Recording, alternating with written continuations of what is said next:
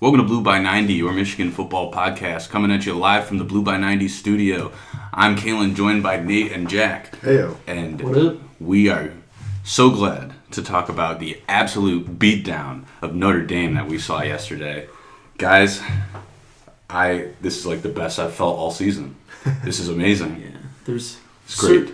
Certain feelings that you got after that game. It's like when you hold your son for the first time, or it's like Welcome back, Nate. Yeah, like when you hold your son for the first time when you graduate college, when you see your son win the Heisman Trophy, and when you see Michigan absolutely destroy Notre Dame. I loved it, man. That was great. Such a great night.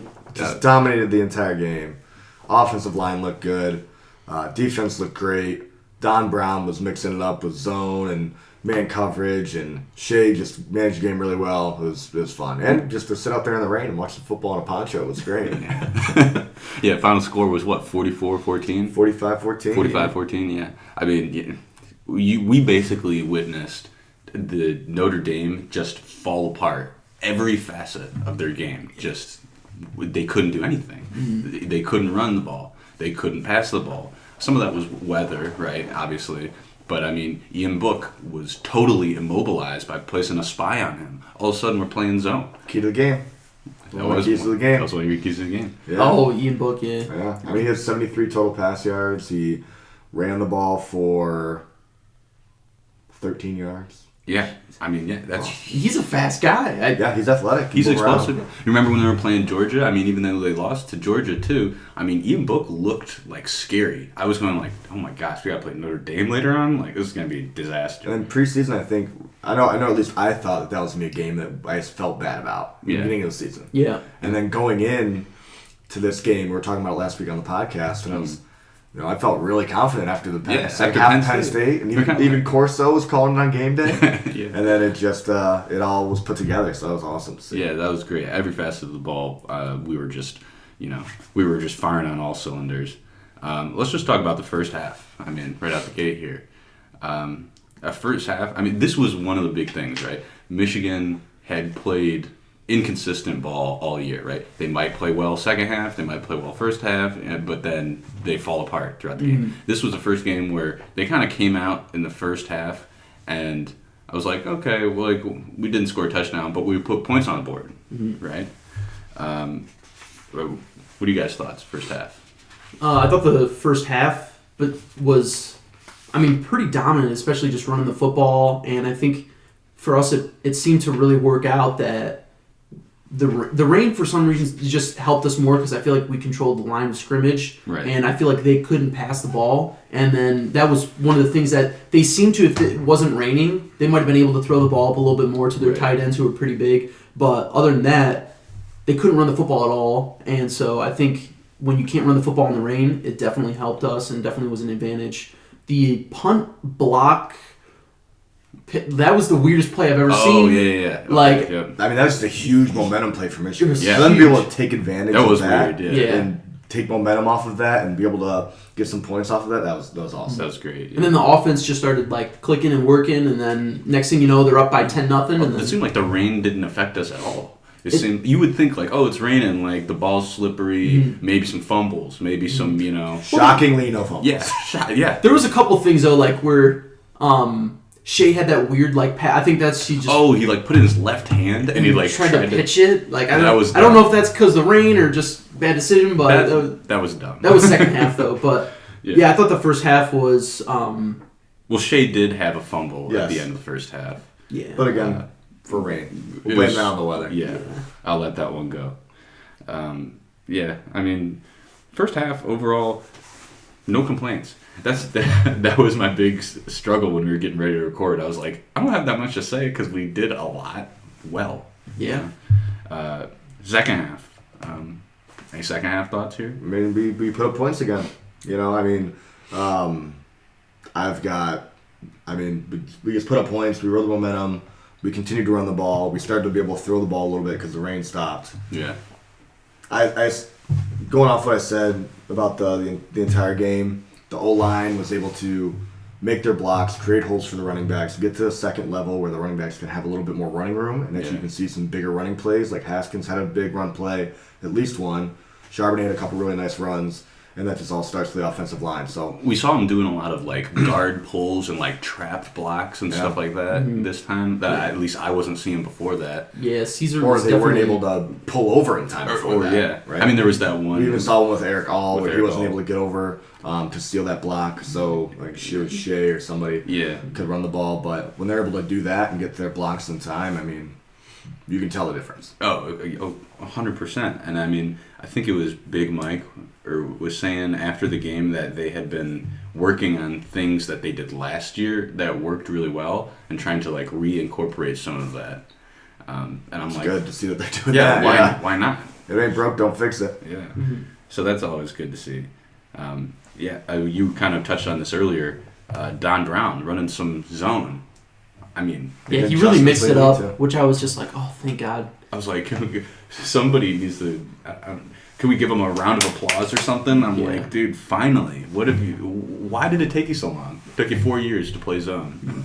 This was a big game too. I think, I'm sure the like main just like media will still be on Jim Harbaugh. Oh, you never won. I mean, this is his big game that he won. Yeah, that was a good Notre Dame team, and they absolutely smoked him. That was what I was going to ask. Actually, was what do you think the narrative is on this? You think it's going to be because before it was here's a big game for Jim Harbaugh. Jim Harbaugh can't win big games. Now that he did win a big game, are we going to say that Notre Dame team was overrated? Jim Harbaugh still can't win big games. I think the trend is for like. They want a story. The media wants a story. So as long as they can keep perpetuating the whole like Jim Harbaugh's unsuccessful kind of thing, it just allows for them to get more views. And so I buy that. I don't think narrative doesn't change until the end of the season if he can beat everyone. Mm-hmm. If he can beat Michigan State and Ohio State and Notre Dame all in the same year, then it'll change. I think they have to be realistic though. I mean, look at if the team wins out and loses a game against Ohio State, I'm not going to be that upset. No. It's always a disappointment that they're losing to Ohio State. Look at Ohio State has so many 5 stars. Look, remember, Chase Young was their backup. That guy's being considered a Heisman contender now. Yeah. Look at it's just that team is so good, and for us to be able to spoil their season would be awesome. But I just don't see it happening. I would be really happy to see them win out the rest of those games, and for them to beat and just destroy Michigan State like the way they did Notre Dame. He's just trying to go 10-3 again. That's all. 10-3. Hey, Yeah, by Michigan standards, that's not a bad thing. Yeah, what do you guys think? That we all saw that Joel Klatt thing, right, where he was saying like, the Michigan standard is what Jim Harbaugh has been achieving, right? Did you see this one, Nate? I completely agreed with it because, I mean, if you think about it, I remember when Lloyd Carr was there, and I mean, you look at Lloyd Carr's record, 7-9 versus Ohio State. That's not that great. Not great. A lot of years they ended up in the Big Ten championship here and there. Not always though. A lot of 17, they ended up being 17. Bo Schembechler never won a national championship. So I get that whole thing, and I think he's kind of right about look, Michigan's had a lot of good teams, a lot of couple great teams here and there, but this whole complete dominance for 20 years. Last time something like that was probably the 1930s, which they did. They had 5 years or so that were. Yeah, but nobody that's all before the forward pass. No one cares. Yeah. So I mean, we'll gloat about it because we're Michigan guys, but I think he's right that people have been kind of spoiled by the Nick Sabans and stuff like that, where you're not considered to be a good coach if you don't go undefeated and win a national title every year, right? Mm-hmm. And I'm like, Jim Harbaugh is a good coach. Mm-hmm. So I would say the feelings towards the last 5 years of Lloyd Carr is probably exactly what I feel right now with the team. Yeah. Can't beat Ohio State. A lot of good teams, right? Lloyd Carr's 2006 year where they were number 3. They were 1-2. 1-2 in that matchup, it was right? 1 versus 2 matchup, both were undefeated. Yeah, that. We pretty much had one of those teams when in Jim Harbaugh's second year. Yep. So when it was the JT was short game. Yeah. And that could have gone either way. Yeah. Exactly. I mean, if Michigan fans were satisfied with Lloyd Carr, then they should be satisfied with Jim Harbaugh. Yeah. I don't know. Maybe I'm But even Lloyd Carr, I can't remember what you said the record was, but he was 6-7-0. I mean, that's not bad. That's a rivalry. You're going back and forth. Oh, 6-7-0? 6-7. So he was 6-7. So Oh, 6-7-0, yeah. Bo was I said 7-9. Bo was 11-9-1. I mean, the only person that really had an amazing record versus Ohio State was Fielding Yost. It was 16-3-1. And that was back when Michigan was one of the only teams in college football. We were playing on a dirt field or something. Yeah. So, I mean, I just think it's unrealistic expectations, which that was the biggest thing that stuck out to me from what Joel Klatt said. Yeah. Is, I don't know, because I mean, I can say it for myself. I have these expectations too, where I'm like, Michigan should be doing this and doing that. But it puts it into perspective where we're all delusional. Yeah. I don't care what anybody says. It's just a fact. Yeah. And these expectations are just out of this world and coming from nowhere. Yeah, because nobody's going to go like 10-3, yeah, right? Like, nobody's going to say that. Everyone's going to go... But it's like, we're not going 11-1 and beating Ohio State. You're fired. It's like, when was that ever the standard at Michigan? Who did that? Other than 100 years ago. And Ohio State, they've been the best program since 2001 when they won the national championship against Miami. Right. That program has been, you can say Alabama, you can say, Texas for some time, you can say Oklahoma. Yeah, I get it, but from the past 20 years, Ohio State has been the best program, period. And they all started with Jim Tressel, and all of that has bled over into Urban Meyer. And that's the program you see today. That's why they're... Are you saying the best program between us and Michigan, or the best program... I think they're the best program in the nation. That is over the past 20 years. What are you talking about? How many titles have they won in the past 20 years? They've won 2, right? Well, how many has Alabama won? I get there's championships, but I'm saying, like, if you look at... Alabama was nothing before Nick Saban, right? They've had 2... So they're going off, like, consistency... Consistency, like, over a long run. Urban Meyer's I hate saying this. I hate saying this, but it's just what I feel. When you're looking at championships, it's... I don't know if I would put those words on it, but the sentiment is 100%. I'd say top 5. Because you're right, Ohio State is on this epic tear where they're playing basically, they're like the best team in the country for the last like 15 years, basically, right? Just on the level that they're achieving. And so for a team in the same conference to just be like, oh, I'm going to do the same thing, like that usually doesn't happen at all, right? I mean, you see it in the SEC with like Auburn getting cute sometimes, right? But otherwise, that doesn't happen. Yeah. God, I disagree with you guys so much on this. Dude, I know what you're saying, and it hurts me to say that, because I hate that team. But how can you even say it? Florida, Alabama. But it's looking over the long period run, right? of time. Florida had years for last 3 or 4 years just garbage, right? Yeah. Alabama from 2000 to 2007 was nothing. I mean, think about Urban Meyer's time at Ohio State. He was there for, 7 years? Yeah. I think we can say top 5. I just... From my opinion. They're top 5, no doubt, but number 1, I just can't. That's... Yeah. I mean, just look at their record. Everybody's entitled to their own opinion. Yeah. Let's get back to the game, right? So, what were you saying? Second half? What? So, I'm so frazzled. I'm so God. No, I mean, second half of that game, I mean... Oh, you guys saw the Steven Spinellis... Oh, it was awesome. Block. Oh my gosh, awesome. That was Looking insane. like Michael Orr. Yeah, that was sweet. You just have a couple of those guys now, like, you just see him, like, making plays and really playing with some heart. Like, guys like Aiden Hutchinson, that guy, he's I can't a stud. wait to see him against Ohio State. Oh, my God. He hates Greg Madison. He is fired up, man. Yeah. Like, that is, like, I am pumped for this year because, yes, Ohio State is amazing, and they're, right now, I will say, okay, I will give you credit here. Right now, at this point in the season, I think they're the number 1 team in the country. Again, we're playing different competition.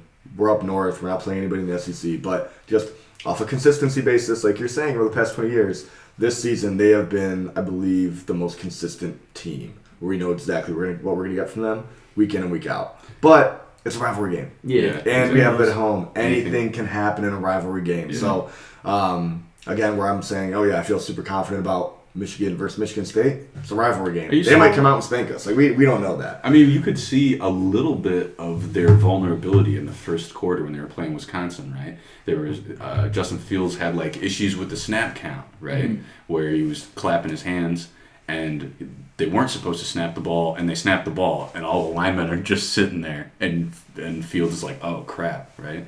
Or he was fumbling the ball. They were also having issues with rain and whatnot as well.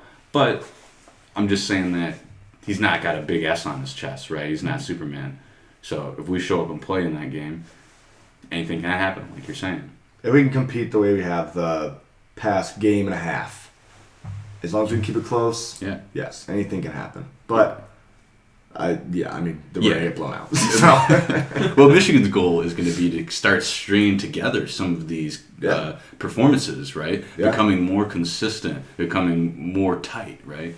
And I think they can definitely do that, right? So next week we play Maryland, right? And I mean, there's no reason that we can't go out there, tighten up, and just obliterate this Maryland team. Yeah, they're awful. Then we get a bye week, build up some angst in the guys who are like, man, I want to get out there and play state. Yeah. You know, and then when it comes to that day, it just hopefully they can do what they did against Notre Dame. Right. Can I say something? Yeah. That call last night Pass interference. drove me up a wall. That's dude. the worst pass interference. What is with it? Like, I don't That's 2 get weeks in a row. Yeah. The refs make the wrong call on the field all the time. This is why, like, the NFL had to make their pass interference, like, replay system.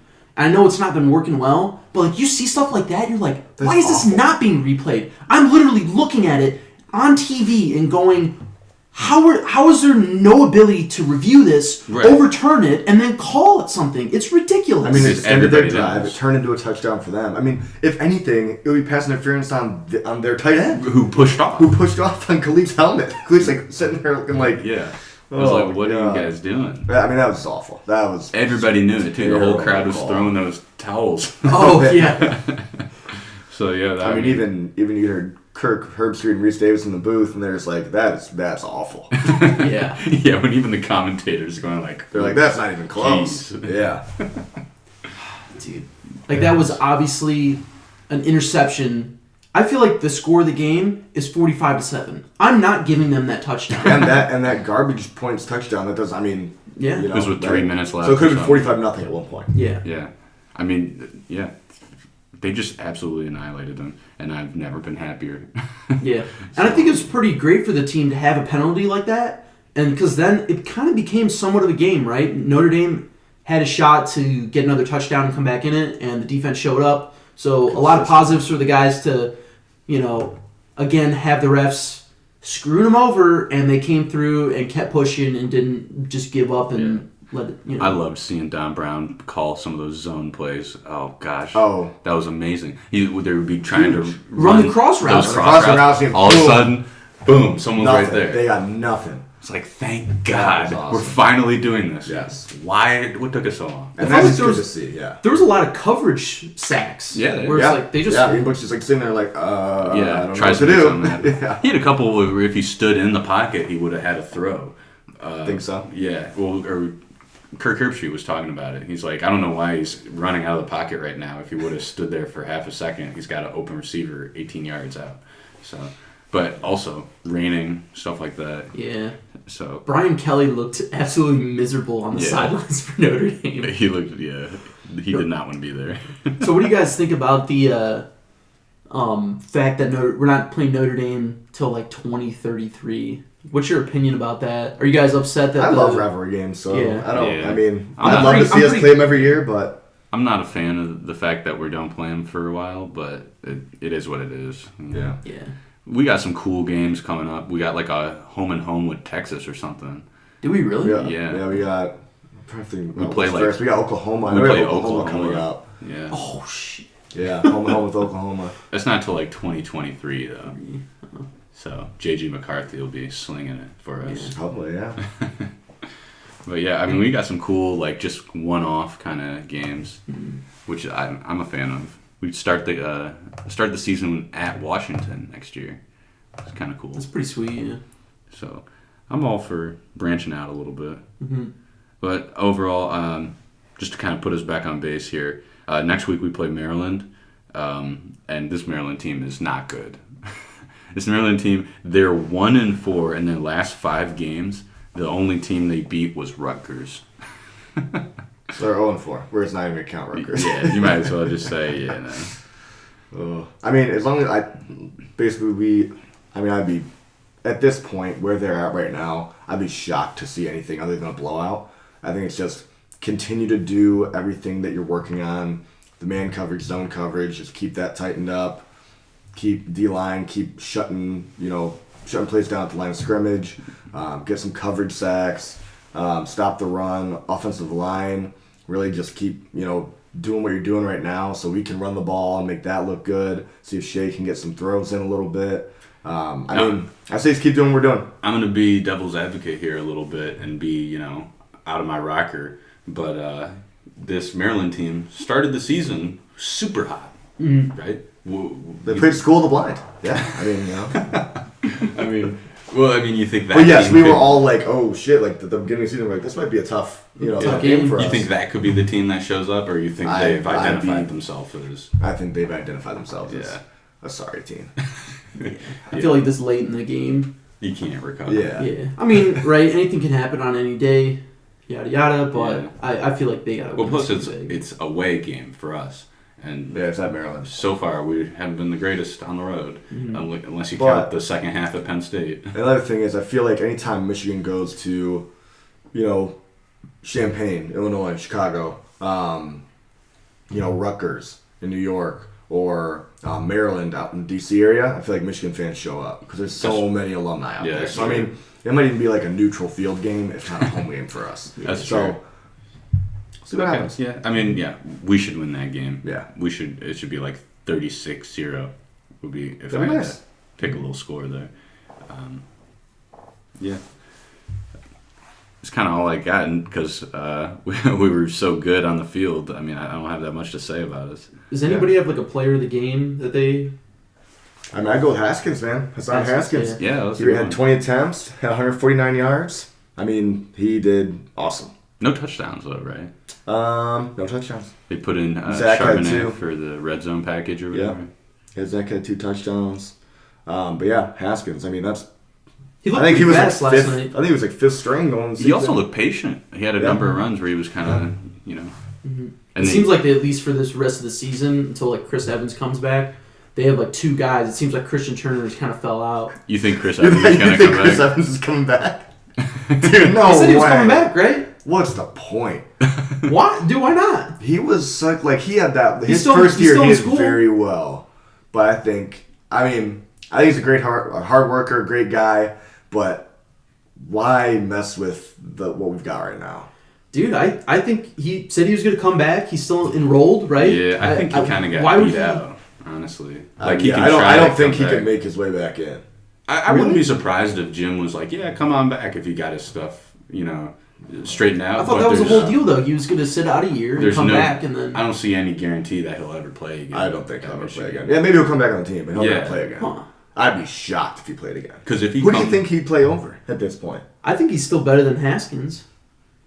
Haskins had a good game, but here's the thing. I feel like the offensive line did such a great job. That's true. A lot of those holes were made by him. Other than that, we knew Zach was making plays even when the offensive line in the beginning of the season wasn't doing that well. But Haskins, to me, I'm still waiting for him to be more than just give the ball, run through the hole, and have some speed. Yeah. Right? That's kind of my opinion. I'm really happy with what he did. He had a couple of great plays. What was it against Illinois where he, had 2 guys on him, kind of spun off and had a touchdown? Yeah, he's had a couple. Yeah, he's had a good run last night where he was stiff arming guys. Mm-hmm.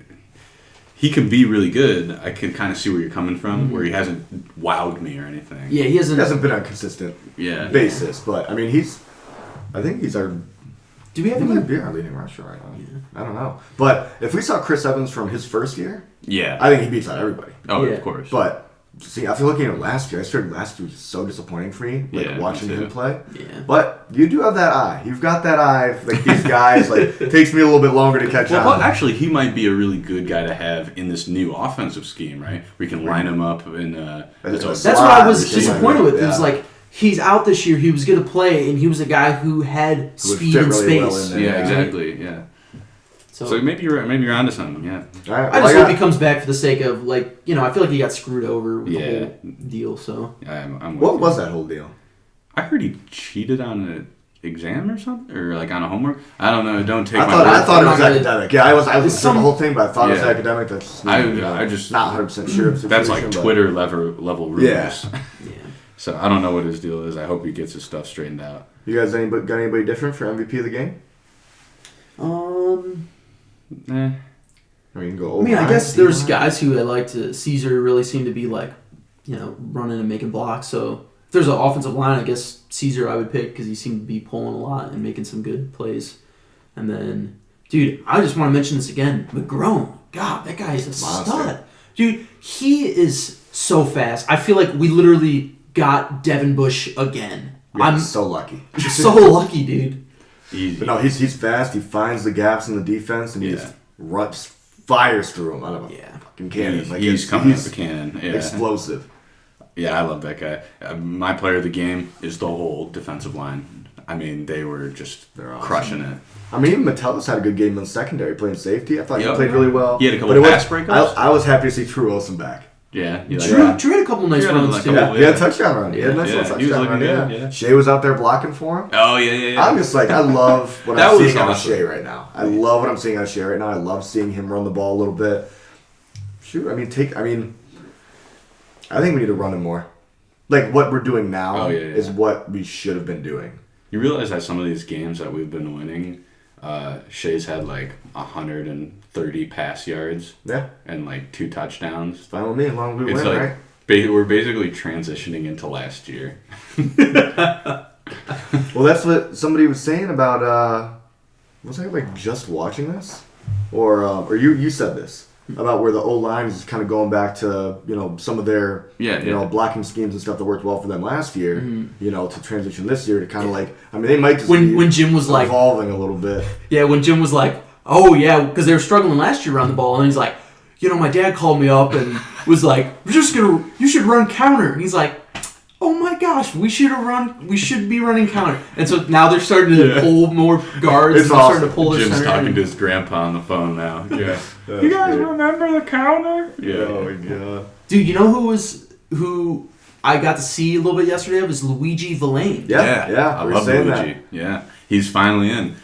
He had so many lower body issues, I guess, for like 2 years. Mm-hmm. And now I guess he's on second team defense now, right? Dude, he looks like... I saw him, I was like, that guy, if I was playing against that guy, he'd scare the shit out of me. When he was getting recruited, we were hyped about him. He was one of the guys we were pretty excited about. Dude, he was a borderline 5-star defensive end. Just been hurt. He's just been hurt. And that's where I'm like, dude, this team is just... It's on that cusp, right? Yeah. Maybe I'm buying into the hype. I don't know. But I'll shut up and take my money. I'll take some more of that hype, please. Yeah. Yeah. So. Well, yeah. I mean, I don't think we've got anything else on Michigan, unless we saw Ohio State rolled over Wisconsin. LSU beat Auburn. Yeah. LSU's the new number 1 team in the country. LSU, yeah. Love to see Alabama not there. Dude, I'm excited for the matchup in 2 weeks. Minnesota and Penn State might be 2 unbeatens right there in the Big Ten. That is going to be funny. Dude, I looked at Minnesota's. I got to pull up Minnesota's schedule. It's the most garbage schedule I've ever seen in my entire life. It's going to be rowing that boat. Yeah, row the boat. Rowing that boat. Let's go. I really dislike PJ Fleck. So let me look this up. Do you remember when we were in school and we were watching that Western game and we just saw PJ Fleck sprinting down the sideline and I was like, what is that? Part of the team. I'm just like, oh man. Let me look this up really quick. Uh-oh. What do you got? Minnesota. Their schedule? Is it just like trash or what? It is absolute garbage. Hold up, it's taking a while for me to get this.